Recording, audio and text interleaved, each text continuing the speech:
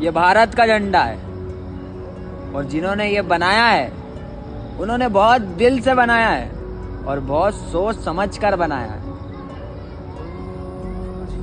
इसका एक रंग मंदिर का, दूसरा रंग मस्जिद का और तीसरा रंग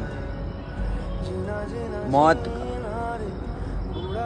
और जब दोनों रंग में रंग जाओगे